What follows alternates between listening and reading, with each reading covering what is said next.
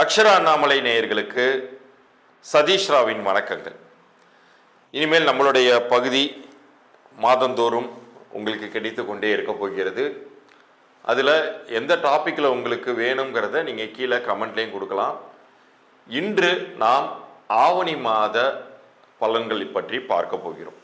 இந்த 2026 மேஷம் தொடங்கி மீனம் வரைக்குமான 12 ராசின்னு இருக்குமே, ஏதேனும் ஒரு வகையில் நமக்கு நல்லது நடந்து விடாதா, ஏதாச்சும் ஒரு மாற்றம் நம்ம வாழ்க்கையில் நிகழ்ந்துராதா, அற்புதம் நடந்துராதான்னு நீங்கள் எல்லாம் ஏங்கிட்டு இருக்கிறது கிளியராக புரியுது. அதற்கான வாய்ப்புகளையும் கிரகங்கள் கொடுக்காமல் இல்லை. எந்த கிரகம் என்ன மாதிரியான வாய்ப்புகளை கொடுக்க போகுதுங்கிறத இப்போ பகுதிக்குள்ளார போய் பார்க்கத்தான் போகிறோம். அதுலேயும் குறிப்பாக நான் எப்போதுமே சொல்வதுண்டு, கிரகங்களை நம்மளால் கைகளால் பிடித்து வைக்க முடியாது. அது சுற்றி கொண்டே தான் இருக்கும். சில நேரங்களில் அது நற்பலன்களை தரும், சில நேரங்களில் அது கெடுபலன்களை தரும். உங்களுக்கு வாழ்நாள் முழுமைக்கும் உங்களுக்கு நல்ல பலன்கள் கிடைக்கணும் அப்படின்னு நீங்கள் நினச்சிங்கன்னா எண்கணித ரீதியான பரிகாரங்களை நாடுங்கள். அதுலேயும் உங்களுக்கு தற்போது அமைந்திருக்கக்கூடிய பிறந்த தேதியின் கூட்டு எண், உங்களுடைய பெயர் ஆங்கில எழுத்துக்களின் படி எப்படி அமைஞ்சிருக்குங்கிறத இலவச பொது பலனாக தரப்போகிறேன். அதை பற்றின குறிப்புகள் இந்த பகுதியின் இறுதியில் வருது. தயவு கூர்ந்து நம்ம பகுதியை இறுதி வரைக்கும் பார்த்துட்டு நம்ம சேனலை சப்ஸ்கிரைப் பண்ணி ஸ்க்ரீன்ஷாட்டோட அனுப்புகிறவங்களுக்கு நான் அந்த இலவச பலன்களை தருவதாக இருக்கிறேன். இப்போ பகுதிக்குள்ளார போகலாம். மேஷ ராசிக்கு இந்த ஆவணி மாத பலன்கள் எப்படி இருக்க போகுது அப்படிங்கிறத பார்க்க போகிறோம். ஏற்கனவே மேஷ ராசிக்கு எல்லாருமே உங்களை பயமுறுத்தியிருப்பாங்க. 7.5 சனி துவங்கியாச்சு, அவ்வளோதான், இனிமேல் எந்த விஷயத்தையும் பண்ணாதீங்க, வாழ்க்கையே இருளோன்னு போக போகுது அப்படின்லாம் சொல்லியிருப்பாங்க. தயவு கூர்ந்து அதை எடுத்துக்காதீங்க. அப்படின்லாம் ஒன்றும் கிடையாது. ஏன்னா இன்னும் சொல்லப்போனால் இந்த ஒரு வருடம் மாத்திரம்தான் இறைவனே கீழே இறங்கி எல்லா எல்லா ராசிகளையும் தங்களுடைய நவ கிரகங்களால் பிளஸ் பண்ணுறாரு. ஏதாவது ஒரு வகையில் நல்லது பண்ணக்கூடிய அமைப்பை இறைவன் உருவாக்கி தந்துள்ளார் அப்படிங்கிறத உறுதியாக நம்ம சொல்லலாம். இந்த மாதத்தை பொறுத்த வரைக்கும் இது ஒரு புனிதமான மாதம். இந்த ஆவணி மாதத்தில் உங்களுக்கு சில காலதாமதங்கள் இருக்கத்தான் செய்யும். ஆனால் காரியங்கள் இறுதியாக ஜெயத்தை தருமான்னு கேட்டால் கண்டிப்பாக ஜெயத்தை தரும். ஏன் காலதாமதம்? நல்லா இருக்கும்னு சொன்னீங்க, ஆனால் டிலே ஆகும்னு சொல்கிறீங்க அப்படின்னா, 12ஆம் வீட்டில் சனி நிற்கிறார். 12ஆம் வீட்டில் சனி நிற்கும் பொழுது காலதாமதத்தை நம்மளால் தடுக்க முடியாது. ஆனால் அதே சனி வக்ரமாகி தன்னுடைய பலத்தை குறைத்து கொள்கிறார். உங்களுடைய ஜெயிக்கக்கூடிய தன்மையை கொஞ்சம் அதிகப்படுத்துகிறார்.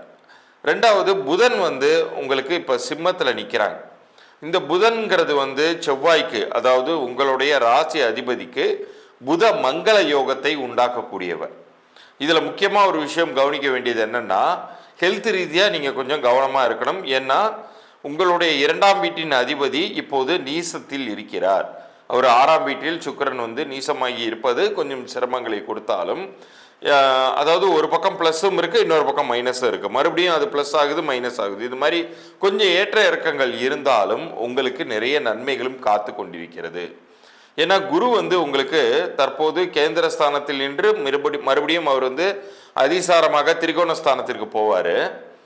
ரெண்டாவது, சனி 12ஆம் வீட்டில் நின்று வக்ரமாகி இருந்தாலுமே, அது உங்களுக்கு சிறிது காலதாமதங்களை தந்தாலுமே, இப்போ தன்னுடைய பலத்தை குறைத்து கொண்டு நிறைய விஷயங்களை வெற்றி தருவதற்கு காத்து கொண்டிருக்கிறார் குருவின் பலத்தால். ஏன்னா குருவுடைய பார்வையை, அதுவும் சாதாரணமல்ல, உச்சம் பெற்ற குருவின் பார்வையை அவர் வாங்குகிறார். இதில் ரொம்ப ஹைலைட் என்ன தெரியுங்களா? சூரியனுடைய ஸ்தானம் தான். சூரியன் சிம்மத்திற்கு செல்கிறார். சிம்மம் அப்படிங்கிறது உங்களுக்கு பஞ்சமஸ்தானமாக வருவதனால் உங்களுக்கு ரொம்ப ரொம்ப நல்லா இருக்கும் இந்த காலகட்டம். உங்களுக்கு என்ன, சிம்மம் அப்படிங்கிறது உங்களுக்கு மங்கள யோகத்தை, அதனோட சேரும்போது சூரிய மங்களத்தை உண்டாக்கக்கூடிய ஒரு அற்புதமான ஒரு கிரக அமைப்பு. அது கடகத்தில் இருக்குது, பஞ்சமஸ்தானத்தில் இருக்குது. பஞ்சமஸ்தானத்திலேருந்து நகர்ந்து சிம்மத்திற்கு போகும்பொழுது கூட அது உங்களுக்கு மிகுந்த நன்மைகளையே செய்ய போகிறது. ஸோ இந்த காலகட்டம் அப்படிங்கிறது உங்களுக்கு ஒரு சில தடங்கல்களோ தாமதங்களோ ஏற்படும் தான். அதை பற்றி கவலைப்பட வேண்டாம். மாதத்தின் பிற்பகுதியில், அதாவது ஆவணி மாதத்தின் பிற்பகுதியில் பார்த்தீங்கன்னா, கிட்டத்தட்ட ஒரு ஆகஸ்ட் எண்டு சமயத்தில்னு வச்சுக்கோமே, ஆகஸ்ட் மாதம் முடிவறதுக்குள்ளார நிறைய நல்ல விஷயங்களை நோக்கி இந்த ஒரு மாதத்தில் புனிதமான இந்த மாதத்தில் நிறைய புண்ணிய காரியங்கள் உங்கள் லைஃப்பில் நடைபெறும். நீங்கள் ரொம்ப நாளாக நினச்சிட்டு இருப்பீங்க குலதெய்வம் கோயிலுக்கு போகணுன்னு, அது இப்போ பலிக்கும். அப்படி போயிட்டு வந்ததுக்கப்புறம் நல்லது நடக்கும். அதே மாதிரி உங்களுக்கு கிடைக்க வேண்டியது கிடைக்கும். இது எல்லாமே பொதுவாகவே தொழில்காரகன்னு சொல்லக்கூடிய சூரியனுடைய பலத்தினால் நடக்க போகுது. உச்சம் பெற்ற குருவின் பார்வை அம்சத்தினால் நடக்க போகுது. குருவினுடைய ஒரு படி முன்னாடி அப்படி நகர்ந்து போவார். உச்சம் அதிசாரமாக நகர்ந்து போகக்கூடிய குருவினாலும் உங்களுக்கு நிறைய நன்மைகள் காத்து கொண்டிருக்கிறது அப்படின்னு சொல்லலாம். சில பேர் இந்த 7.5 சனியை வைத்து பயமுறுத்தி இருந்தால் தயவு கூர்ந்து அதை புறம் தள்ளி விடுங்கள். உங்களுடைய முயற்சியை முழு மனதோட செய்யுங்க. சூரியனும் சரி நல்லது பண்ண காத்திருக்கிறாரு. சனி கெட்டதை குறைத்து கொள்ள போகிறார். முழு சுபர்னு சொல்லக்கூடிய குரு உங்களுக்கு சுபத்தன்மையை கொடுக்க போகிறார். இவ்வளோ நல்ல விஷயங்கள் இருக்கும்போது உங்கள் முயற்சிக்கு குறை வைக்காதீங்க. ஏதேனும் ஒரு வகையில் ஒரு நல்லதுங்கிறது நடக்கும். ஆகஸ்டின் பிற்பகுதியில், அதாவது இந்த ஆவணி மாதத்தின் நடுப்பகுதியில் உங்களுக்கு நல்லது நடக்கிறதுக்கு காத்து கொண்டிருக்கிறதுங்கிறத புரிந்து கொள்ளுங்கள். இவ்வளவு நேரம் நீங்கள் பார்த்தது ஆவணி மாத பலன்கள். இந்த 2026 ஆவணி மாதத்தில் உங்கள் வாழ்க்கையில் என்னென்ன நிகழ்வுகள் நிகழப்போகுது அப்படிங்கிறத தெளிவாக கண்டுகளித்திருப்பீர்கள். நான் ஏற்கனவே சொன்னது மாதிரி இப்போ எண்கணித பலன்கள் உங்களுக்கு நான் இலவச பொது பலன்களாக தரேன்னு சொல்லியிருந்தேன் இல்லையா? அது பொது பலன்கள். மறுபடியும் அழுத்தம் திருத்தமாக சொல்லிக்கிறேன். அதில் உங்கள் பிறந்த தேதியின்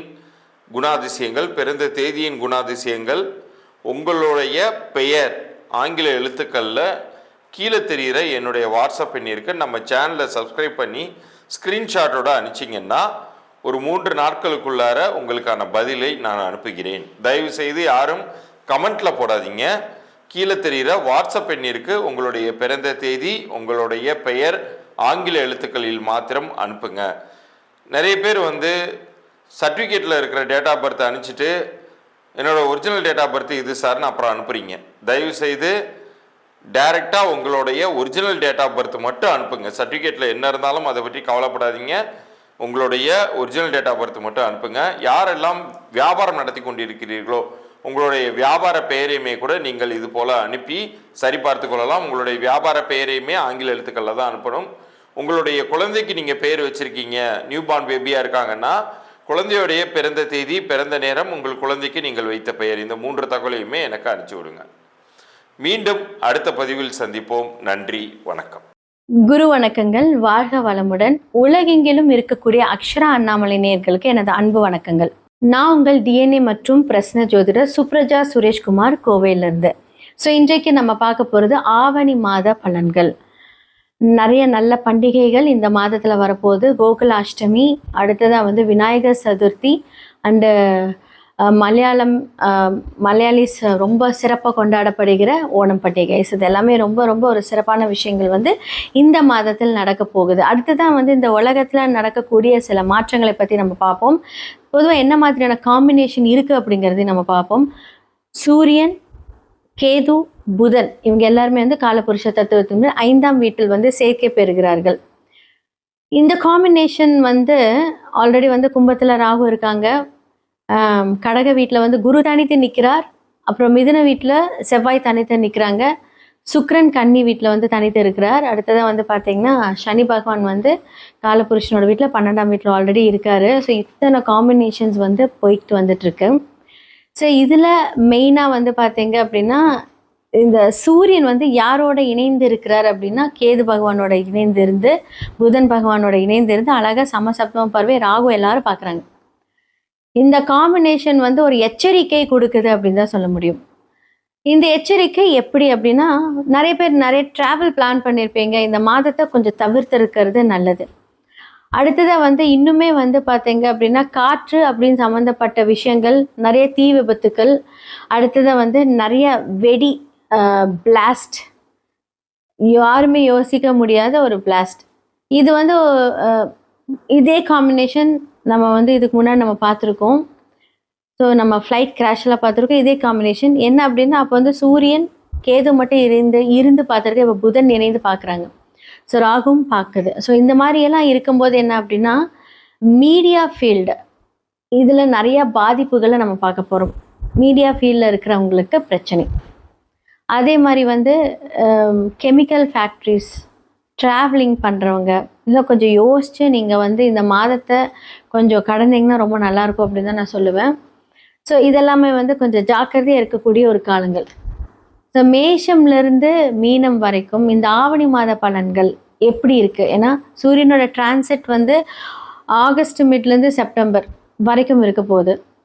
இந்த டிரான்சிட் சூரியன் இங்கே இருக்கும்போது தான் அப்படின்னா என்ன சேர்ந்துருக்கிற கிரகம் அப்படி.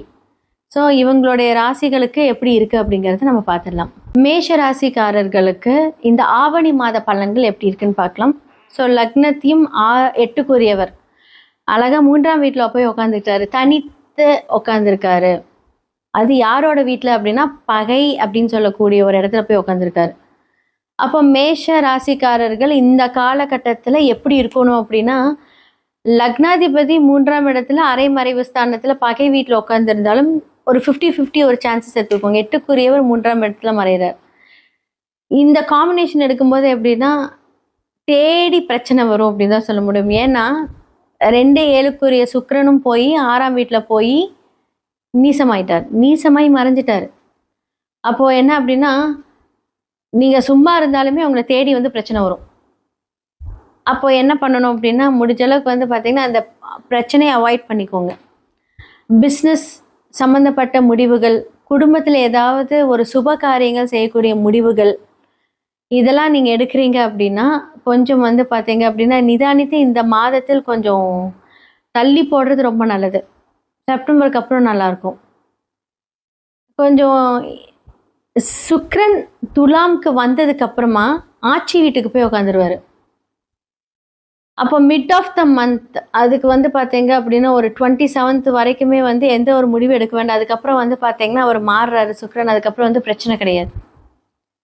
இப்போது நீங்கள் வந்து பார்த்தீங்கன்னா ஒரு பிஸ்னஸ் ஸ்டார்ட் பண்ணுறீங்க, நிறைய ஐடியாஸ் பிளானிங் போயிட்டே இருக்கும். ஆனால் அதற்கான ஒரு இன்வெஸ்ட்மெண்ட் பண்ணும்போது ஒரு சிறு நெருடல் இருக்கும். அப்போது உங்களுக்கு வந்து என்ன சொல்கிறது, பிஸ்னஸ் அப்படின்னு சொல்லக்கூடிய சனி பகவான் 12ஆம் இடத்துல என்ன இருக்காரு, வக்கரமாய் மறைந்திருக்கிறார். அப்போ வந்து கொஞ்சம் அந்த நிதானம் அது ரொம்ப தேவை இந்த காலகட்டத்தில். ஒரு முடிவு எடுக்கிறதுக்கு முன்னாடி 4 பேர்த்துக்கிட்ட ஆலோசனை செய்து இந்த காலகட்டத்தில் எடுக்கிறது ரொம்ப ரொம்ப நல்லது. ஸோ செவ்வாய் தனித்து இருக்கிற 8க்குரியவர் வந்து பார்த்திங்கன்னா 3ஆம் இடத்துல, அதே மாதிரி 5ல் வந்து பார்த்திங்கன்னா சூரியன். மனதில் சில குழப்பங்கள் கண்டிப்பாக ஏற்படும். ஒரு பிளானிங் பண்ணியிருப்பீங்க, நீங்களே அதை வந்து என்ன பண்ணுவீங்க அப்படின்னா அதை வேண்டான்னு முறிச்சிருவீங்க. அப்போது சூரியனும் புதனோட சேர்க்கையில் இருக்கும்போது என்ன அப்படின்னா ஒரு ஸ்ட்ராங்கான ஒரு கன்வின்ஸ் பண்ணுறதுக்கு உங்களால் கண்டிப்பாக வந்து இந்த காலகட்டத்தில் எடுக்க முடியாது. ஏன்னா கேது, சூரியன் புதன் இருந்தால் புத ஆதித்ய யோகத்தில் நல்லா இருந்தாலுமே கூட கேது இருக்கும்போது அந்த ஒரு டேலண்டான ஒரு விஷயத்த வந்து என்ன பண்ணுவார் அப்படின்னா அதை வந்து அந்த கெடுக்க தான் பார்ப்பார் அவர். அப்போது நம்ம வந்து எவ்வளோ யோகமாக இருந்தாலும் இந்த மாதத்தில் வந்து அது என்னாகும் அப்படின்னா ஸ்பாயில் பண்ணுறதுக்கு உண்டான எல்லா வேலையும் பார்ப்பாரு. இதை தான் நான் சொன்னேன். ஏன்னா ஆல்ரெடி ராகு பார்ப்பாரா, அந்த கன்ஃபியூஷனை என்ன பண்ணுவார், ஹை பண்ணிக்கிட்டே இருப்பார் ராகுவோட பார்வை. அப்போ இந்த காலகட்டத்தில் கொஞ்சம் ஜாக்கிரதையாக ஹேண்டில் பண்ணுங்கள். எதுவுமே பிளான் பண்ண வேண்டாம். செப்டம்பருக்கு அப்புறமா ஓகே. அப்போது ஏன்னா சூரியன் அப்படிங்கிறது வந்து பார்த்திங்கன்னா ஒரு மேனேஜ்மெண்ட் பவர், நீங்கள் ஒரு லீடர்ஷிப், உங்களுடைய ஓனர்ஷிப், இது எல்லாமே வந்து என்னாகும் அப்படின்னா ஒரு அன்பேலன்ஸ்டாக போகுது.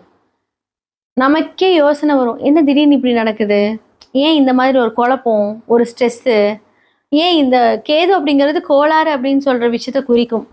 அப்போ ஏன் நல்லா போயிட்டு இருக்கும்போது ஏன் சடனாக ஒரு டிப்ரெஷனில் கொண்டுட்டு போகுது. அப்போது சுய ஜாதகத்தில் வந்து பார்த்திங்கன்னா அந்த சூரியன் வந்து உங்களோட ஜாதகத்தில் எங்கே இருக்காருன்னு பார்க்கணும். கூட என்ன கிரகங்கள் இருக்குது, என்ன ஹை டிகிரி இருக்குது அப்படிங்கிறத பார்த்து அதோட பலன்கள் மாறும். பொதுவாக கோச்சாரத்தில் இந்த பலன்கள். அப்போ என்னென்னா இந்த கிரகங்களுக்கு இருக்கிறவங்களுக்கு அது வேலை செய்யும், மற்றவங்களுக்கு வந்து பார்த்திங்கன்னா ஆப்போசிட்டாக இருக்கும். சுய ஜாதகத்தை பார்த்து அதை நம்ம முடிவு பண்ணிக்கலாம். அப்போது ஒரு பிஸ்னஸ் ஸ்டார்ட் பண்ணுறீங்க அப்படின்னா கொஞ்சம் தள்ளி போடுங்க. சுப விரயங்களுக்கான நீங்கள் ஒரு விஷயங்கள் ஸ்டார்ட் பண்ணுறீங்க அப்படின்னா கொஞ்சம் கொஞ்சமாக பண்ணுங்கள். ஒரு திடீர்னு ஒரு இன்வெஸ்ட்மெண்ட் பண்ணி ஆகணும் அப்படின்னு சிறிதளவில் இன்வெஸ்ட்மெண்ட் பண்ணுங்கள். ஏன்னா புதனும் அங்கே இருக்கிறார் இல்லையா. அப்போ அவரோட வீட்டில் இருந்து பார்த்தீங்க அப்படின்னா அது 3ஆம் வீட்டில் அவர் ஆல்ரெடி மறைந்து இருக்கிறார். ஸோ இது அதாவது புதனோட வீட்டில் இருந்து. ஸோ இதனால தான் நான் சொல்கிறேன். ஸோ நம்மளுடைய ஸ்ட்ரெஸ்ஸு கன்ஃபியூஷனுக்கு இதுதான் காரணம். இந்த காலகட்டத்தில் இது பண்ணுங்கள். ஸோ பெண்களுக்கு வந்து பார்த்தீங்க அப்படின்னா பெண்கள் அவங்களுடைய தொழில், அவங்களுடைய வருமானம் சார்ந்த ஒரு விஷயங்கள் வந்து பார்த்தீங்கன்னா கொஞ்சம் தடை தாமதங்களை இந்த காலகட்டத்தில் கொடுக்கும். ஸோ படிக்கணும்னு நினைக்கிறவங்களுக்கு வந்து பார்த்தீங்கன்னா கொஞ்சம் மந்தத்தன்மை இருக்கும், கொஞ்சம் ஹார்ட் ஒர்க் பண்ணுங்க. ஸோ இது எல்லாமே உங்களுக்கு வந்து ஒரு நல்ல வழிகளை காட்டும். ஸோ 4ஆம் இடத்துல வந்து பார்த்தீங்கன்னா குரு தனித்து இருக்கிறார். ஸோ சுகஸ்தானத்தில் குரு இருக்கும்போது என்னாகும் அப்படின்னா நல்ல யோசனைகள், நல்ல சிந்தனைகள், என்ன வழிகாட்டினாலுமே சில கிரகங்கள் உங்களுக்கு ஆப்போசிட் பண்ணாலுமே குரு உங்களை எப்பவுமே வழிகாட்டக்கூடிய இடத்துல இருப்பாங்க. யார் மூலியமாவது ஒரு பெண்கள், வயதானவர்கள், இது எல்லாமே உங்களுக்கு வந்து வழிகாட்டுதலா இருப்பாங்க. ஏன்னா 9க்குரியவர் 12க்குரியவர் வந்து உச்சமா இருக்கிறாங்க. அப்போ என்ன அப்படின்னா இந்த ஒரு விஷயம் எவ்வளோ சொதப்பினாலும், எவ்வளோ பிரச்சனைகள் இருந்தாலும் குரு நல் வழியை காமிக்கிறதுக்காக உங்களுக்கு ரெடியா இருக்காங்க. அப்போ நான் அதனால தான் ஆரம்பத்திலே சொன்னேன், நல்ல யோசனைகளை தெரிந்து நீங்க உங்களுடைய செயல்களை பயன்படுத்துறீங்க, தொடர்ந்தீங்க அப்படின்னா இந்த காலகட்டம் உண்மையாலுமே சொல்றேன் ரொம்ப ரொம்ப நல்லா இருக்கும். ஸ்டூடெண்ட்ஸ்க்கா இருக்கட்டும், இல்லை பிஸ்னஸ் பண்றவங்க, வேலை செய்றவங்களுக்கு இந்த டைம்ல வந்து நீங்க ஏதாவது ஒரு அடுத்த லெவல் நீங்க ஏதாவது எதிர்பார்த்தீங்க அப்படின்னா கண்டிப்பா இந்த காலகட்டத்தில் வந்து கொஞ்சம் கஷ்டம்தான். கொஞ்சம் வெயிட் பண்ணுங்க, யார்கிட்டையும் கேட்டு சண்டை, ஏன்னா தேடி பிரச்சனை வரும்னு சொல்லியிருக்கேன். ஏன்னா மனசுக்கு பிடிச்ச விஷயத்துல வந்து சூரியன் போய் உட்காந்துருக்காரு, ஆட்சி வீட்டில் உட்காந்துட்டாரு, கூட கேது இருக்காரு. நீங்க பிளான் பண்ணது எல்லாமே கொஞ்சம் தாமதங்கள் ஆகிறதுக்கான வாய்ப்புகள் இருக்கு. அதற்காக தான் நான் சொல்றேன். இப்போ உடனே வந்து ஓகே யாராவது கூப்பிடுறாங்க அப்படின்னா உடனடியே இந்த இருக்கிற வேலையை விட்டுட்டு போயிட்டு அப்புறம் அந்த வேலை தாமதம் ஆகும்போது அங்கேயும் போக முடியாது, இங்கேயும் போக முடியாது. ஸோ அந்த மாதிரியான ஒரு சம்பவங்கள் தான். ஸோ இந்த குழப்பத்தில் இருக்கும்போது எந்த முடிவும் எடுக்காதீங்க.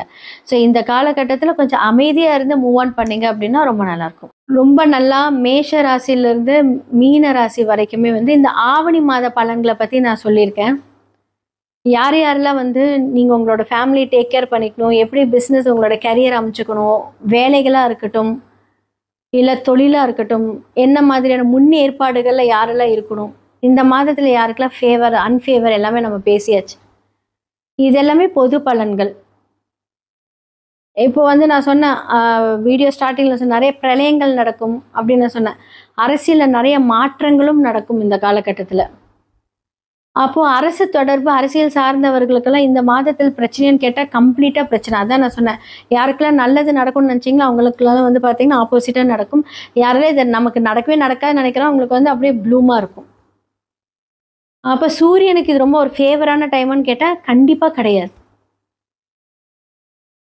ஸோ அப்போ சூரியன் சார்ந்த ஒரு விஷயங்கள் எல்லாத்துக்குமே வந்து கொஞ்சம் ட்ரபுள். ஆனால் பிரச்சனை வந்து பார்த்திங்கன்னா இப்போ கொஞ்சம் வக்கரகதி ஆயிருக்கனால வந்து அது கொஞ்சம் ப்ராப்ளம் இல்லை. ஆனால் இது என்ன ஆகும் அப்படின்னா பதுங்கி பாயறதுக்கு ரெடியாக இருக்கும்னு அர்த்தம். பிரச்சனைகளை சொல்கிறேன், நீங்கள் இல்லை. அப்போ சூரியன் சார்ந்த ஒரு தடைகள் தாமதத்தில் இருக்கும்போது என்னாகும் அப்படின்னா அவங்க கண்டிப்பாக அந்த சூரிய பகவானுக்கு உண்டான அந்த பரிகாரத்தை பண்ணணும். அது உங்களோட ஜாதகத்தில் ரிஃப்ளெக்ட் ஆயிருக்காங்கிறது பொது பலன்களை பார்க்க முடியாது, சுய ஜாதகத்தில் மட்டுமே பார்க்க முடியும். என்ன மாதிரியான பரிகாரங்கள் பண்ணால் நிறைய பேர் எங்கிட்ட வந்து சொல்லுவாங்க, மேம் நான் எல்லா கோயிலுக்கும் போயிட்டு நானே சில கோயில்களெல்லாம் சொன்னேன், இதெல்லாம் போயாச்சுன்னு எனக்கு எதுவும் நடக்கலை. அப்போ 9 அப்படின்னு சொல்லக்கூடிய கோவில் அப்படின்னு சொல்லக்கூடிய ஒரு கிரகங்கள் ஏதாவது ஒரு பிரச்சனையிலையோ இல்லை வக்கரமாக இருக்கோ அப்படின்னா நீங்கள் கோயிலுக்கே போனாலுமே என்னாகும் அப்படின்னா அது பலன்கள் நடக்காது. அப்புறம் எப்படி நீங்கள் கோயில் பலன்கள் சொல்கிறீங்க அப்படின்னா நீங்கள் மனதார வேண்டிட்டு வரீங்க தெரியுமா, அப்போது அந்த இம்பேக்ட் கம்மியாகும். அப்போது நம்ம செய்யக்கூடிய இந்த புண்ணிய கர்மாக்கள் மூலியமாக என்னாகும் அப்படின்னா நாம் செய்யக்கூடிய செயல்பாடுகளோட திறன்கள் மாறும். இதன் மூலியமாக தான் அந்த பரிகாரங்கள் ஆக்டிவேட் ஆகும்.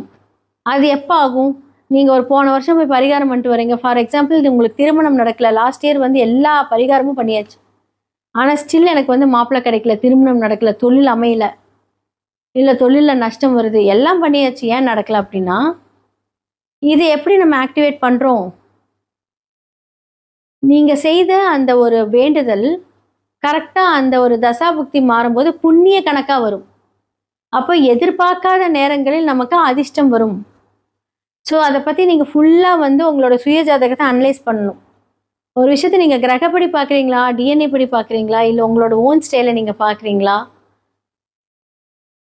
இது என்ன பரிகாரமோ அதற்கான அந்த கர்மா விளைவுகள் எல்லாமே சூப்பராக இருக்கும். சுய ஜாதகத்தை பாருங்கள். ஸோ ஸ்டோன்ஸ் மூலிமா ஆக்டிவேட் பண்ணலாம்.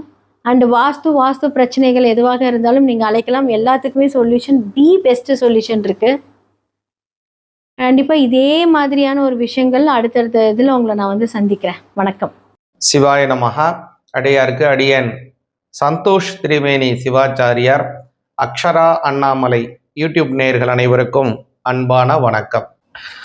சிவாய நமஹ. அடியாருக்கு அடியேன் சந்தோஷ் திரிமேனி சிவாச்சாரியார்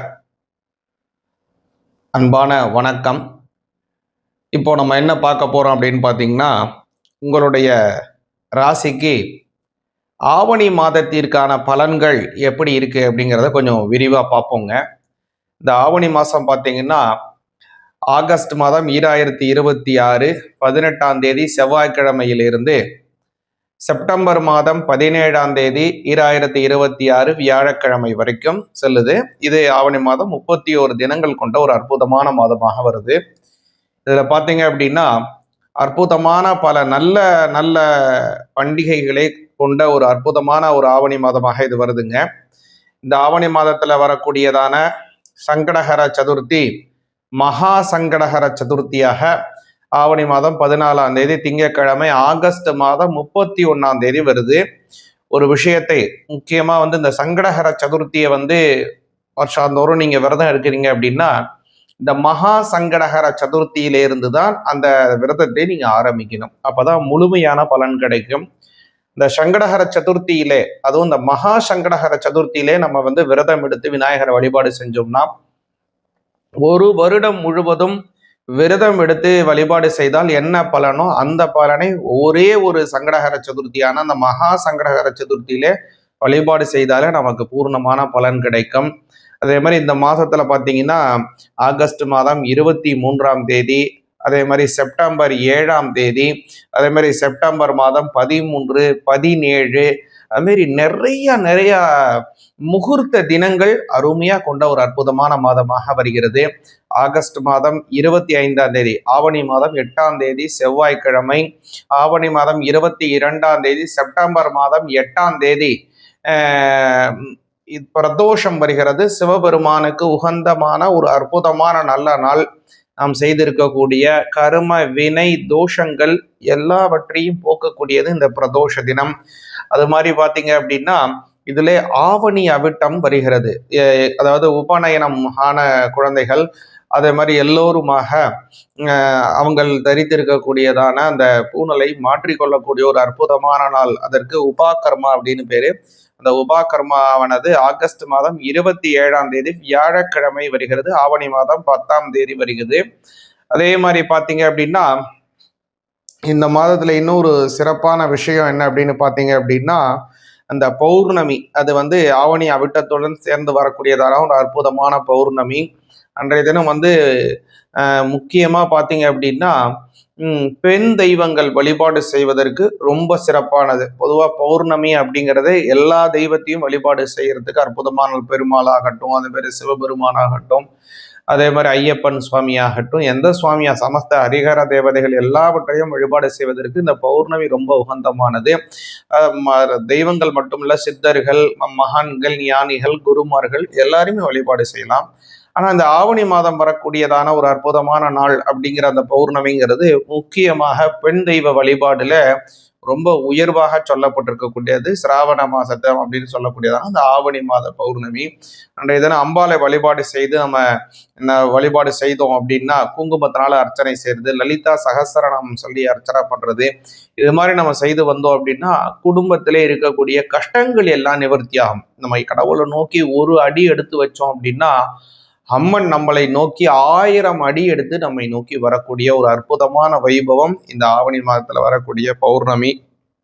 அதனால இந்த மாதத்தை நாம் முக்கியமா இந்த பௌர்ணமி தினம் முழுவதுமே, அதுவும் போல இந்த மாதம்ங்கிறது விநாயக பெருமானுக்கே உகந்தமான அற்புதமான மாதம். இந்த மாதம் செப்டம்பர் மாதம் 14ஆம் தேதி திங்கட்கிழமை ஆவணி 28ஆம் தேதி விநாயகர் சதுர்த்தி வருகிறது. இந்த விநாயகர் சதுர்த்தி ஒரு அற்புதமான நல்ல நாள். விநாயக பெருமான் அவதாரம் செய்ததை முக்கியமாக இது பண்ணக்கூடிய ஒரு அற்புதமான நாள். அன்றைய தினம் விநாயகரை நாம் வழிபாடு செய்தோம்னா அனைத்து விதமான கஷ்டங்களும் நிவர்த்தி அடைந்து விநாயக பெருமானோட வெற்றிகள் உண்டாகும்.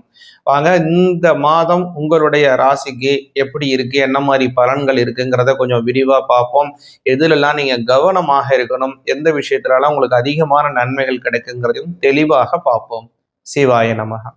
பொதுவாகவே இந்த மாதத்தினுடைய கிரக நிலைகளை பார்த்தீங்க அப்படின்னா இந்த மாதம் முழுவதுமே செவ்வாய் பகவான் மிதுன ராசியிலே செல்லுகிறார். அதே போல புத பகவான் பார்த்தீங்க அப்படின்னா இந்த மாதத்தினுடைய 2ஆம் தேதி ஆவணி 2ஆம் தேதியே அவருடைய ராசியிலிருந்து மூன்றாம் ராசி அப்படின்னு சொல்லக்கூடியதான கடக ராசியிலே அவர் சஞ்சாரத்தை செய்து கொண்டிருக்கிறார். அதே மாதிரி இந்த மாதத்தினுடைய மத்தியிலே, அதாவது ஆவணி மாதம் 17ஆம் தேதி புத பகவான் பெயர்ச்சி அடைந்து கன்னி ராசியிலே சஞ்சாரம் செய்கிறார். இந்த மாதம் முழுவதுமே சூரிய பகவானும் கேது பகவானும் பார்த்தீங்க அப்படின்னா சிம்ம ராசியிலே சஞ்சாரம் செய்கிறார். சூரிய பகவான் சிம்ம ராசியிலே ஆட்சி பலம் பெறுகிறார். குரு பகவான் கடகராசியிலே இந்த மாதம் முழுவதுமே செல்கிறார். அதே மாதிரி சுக்கிர பகவான் பார்த்தீங்க அப்படின்னா இந்த மாதத்தினுடைய முதல்ல பார்த்தீங்க அப்படின்னா கன்னி ராசியில இருக்கார். இந்த மாதத்தினுடைய மத்தியில அவர் சுக்கிர பகவான் அவருடைய, அதாவது ஆவணி மாதம் 15ஆம் தேதி கன்னி ராசியிலிருந்து துலா ராசிக்கு மாறுகிறார். இந்த மாதம் முழுவதுமே ராகு பகவான் பார்த்தீங்கன்னா கும்பராசியிலும், முறையே சனி பகவான் வக்கர நிலையிலே தான் இந்த மாதம் முழுவதுமே போறாருங்க. இந்த வக்கர நிலை அப்படிங்கிறது பின்னோக்கி செல்லக்கூடியதான ஒரு சுழற்சி, ரெட்டோகிரேட் பொசிஷன் சொல்லுவாங்க. சனி பகவான் ரெட்டோகிரேட்லயே மீன ராசியில இந்த மாதம் முழுவதுமே போறாரு. இதனால உங்களுடைய ராசிக்கு என்ன மாதிரியான பலன்கள் அப்படிங்கிறத பார்ப்போம். சிவாய நமஹா. மேஷ ராசியாகிய உங்களுக்கு இந்த மாதம் என்ன மாதிரி பலன்கள் அப்படின்னு பார்த்தீங்கன்னா, ஆவணி மாதம் 2026 பராபவ வருஷம் அப்படிங்கிறது இந்த மாதம் முழுவதுமே உங்களுடைய ராசிநாதன் மேஷராசிக்கு பார்த்தீங்க அப்படின்னா 3ஆம் பாவத்திலே சஞ்சாரத்தை செய்கிறார். இந்த 3ஆம் பாவங்கிறது தைரிய வீரிய ஸ்தானம் அப்படின்னு பேரு, சகோதர ஸ்தானம் அப்படின்னு பேரு. அந்த இடத்துல செவ்வாய் பகவான் செல்றாரு. கூடுதலான ஒரு விஷயம் என்ன அப்படின்னா, குரு பகவான் 4ஆம் இடத்துல இருந்து கொண்டு உங்களுடைய 12ஆம் வீட்டில் இருக்கக்கூடிய 7.5 சனியை அவர் பார்க்கிறார். இதனால உங்களுக்கு ஓரளவுக்கு நல்ல நன்மைகள் உண்டு அப்படிங்கிறத நல்லா புரிஞ்சுங்க. அது மட்டும் இல்லை, உங்களுடைய ராசிநாதன் 3ஆம் பாவத்தில் இருக்கக்கூடிய சமயத்துல புதிய மாற்றங்களை நீங்கள் எதிர்பார்க்கலாம். அது நல்ல முன்னேற்றமான ஒரு மாற்றமாக இருக்கும். 7.5 சனி காலம் நடந்து கொண்டிருக்கிறதுனால பல விஷயத்திலையும் உங்களுக்கு தடைகள் இருக்கும், சில இடத்துல தாமதங்கள் ஏற்பட்டு கொண்டிருக்கும். ஆனால் இப்போ அந்த குருவினுடைய பார்வை அவங்களுக்கு கிடைக்கிறதுனால, சனி பகவானுக்கு கிடைக்கிறதுனால தாமதமாகக்கூடிய பல விஷயங்கள் எல்லாம் கொஞ்சம் சுறுசுறுப்பாகவும் நடக்கும், கொஞ்சம் உடனடியான வெற்றியாகவும் உங்களுக்கு கைகூடக்கூடியதை நீங்க நேரடியாக பார்ப்பீங்க. அடுத்ததாக பார்த்தீங்க அப்படின்னா மேஷ ராசிக்கு 6ஆம் இடத்துல இருக்கக்கூடிய சுக்கிர பகவான் இந்த மாதத்தினுடைய மத்தியிலே உங்களுடைய 7ஆம் பாவத்துக்கு சஞ்சாரம் செய்கிறாரு. இன்னொரு நல்ல விஷயம் என்னன்னு கேட்டீங்கன்னா, 5ஆம் இடம்னு சொல்லக்கூடிய புத்திரஸ்தானம், அந்த புத்திரஸ்தானத்திலே புத்திரஸ்தானத்திற்கு, அதாவது 5ஆம் பாவத்திற்கு அதிபதியாக இருக்கக்கூடிய சூரிய பகவான் 5ஆம் இடத்திலே ஆட்சி பலம் பெறுகிறார். அதனால இந்த மாதம் என்ன அப்படின்னு கேட்டீங்கன்னா, முக்கியமாக ரொம்ப நாளா குழந்தை இல்லாமல் ஏங்கி கொண்டிருக்கக்கூடிய மேஷராசிக்காரங்களுக்கு குழந்தை பாக்கியம் கிடைக்கும். அது ஒரு அற்புதமான நல்ல விஷயமாக இருக்கும். 5ஆம் இடம் வலிமையானா தான் மனசு விருப்பப்பட்டுட்டு இருக்காங்க, அது காதல் கல்யாணம் செய்யணும் அப்படின்னு ஆசைப்படுறவங்க, அதை எப்படி நம்ம இதை ப்ரொபோசல் பண்ணி அதை ஒரு திருமண வாழ்க்கையாக மாற்றி நல்ல ஒரு சுபமான வாழ்க்கையை நம்ம லீட் பண்ணணும் அப்படின்னு நினைக்கக்கூடியவங்களுக்கு இந்த மாதம் ஒரு அற்புதமான மாசமாக இருக்கிறது. 5ஆம் இடத்துல சூரிய பகவான் சஞ்சாரத்தை செய்கிறார். கூடுதலான நல்ல விஷயம் என்னன்னா, 11லே இருக்கக்கூடியதான ராகு பகவானும் இதுக்கு ஒரு பலம் சேர்க்கும்படியாக உங்களுடைய மனோரதங்களை அதாவது கைகூட்டி வைக்கக்கூடிய ஒரு அற்புதமான ஸ்தானத்திலே ராகு பகவான் இருக்காரு. அதனால மேஷராசிக்காரங்களுக்கு ரொம்ப நாளா யாரையா விரும்பிட்டு இருக்கீங்க, குடும்பத்துல சொல்லணும், இல்லை அவங்க கிட்ட உங்களுடைய காதல் விருப்பத்தை தெரிவித்து இதை ஒரு நல்ல ஒரு வாழ்க்கையாக லீட் பண்ணணும் அப்படின்னு நினைச்சிட்டு இருக்கீங்கன்னா, இந்த மாதம், இந்த ஆவணி மாதத்தை தேர்ந்தெடுங்க. உங்களுக்கு ரொம்ப சுபிக்ஷமாகவும் இருக்கும். உங்களுடைய மனசு படியான திருமண வாழ்க்கை அமைவதற்கும் ஒரு நல்ல சாதகமான ஒரு காலமாக இந்த ஆவணி மாதம் வருதுங்க.